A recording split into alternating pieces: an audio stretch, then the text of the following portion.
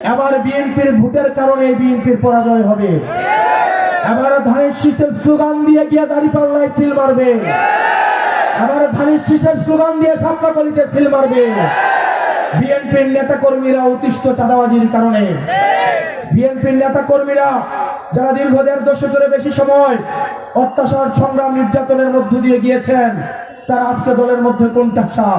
রাতের অন্ধকারে আমাদেরকে গোপনে এসে জানায়, আমাদেরকে আপনারা উদ্ধার করেন, এই চাঁদাবাজি থেকে আমরা মুক্তি চাই। প্রিয় বিএনপির ভাইয়েরা, আপনারা যারা জিয়ার আদর্শে বিশ্বাস করেন, বেগম জিয়ার আদর্শে বিশ্বাস করেন, আমাদের দরজা আপনাদের জন্য খোলা। ঐক্যবদ্ধ বাংলাদেশের জন্য, ঐক্যবদ্ধ বাংলাদেশের পক্ষে আগামীর 12 তারিখ আপনাদের ভোট হোক দাঁড়িপাল্লার পক্ষে।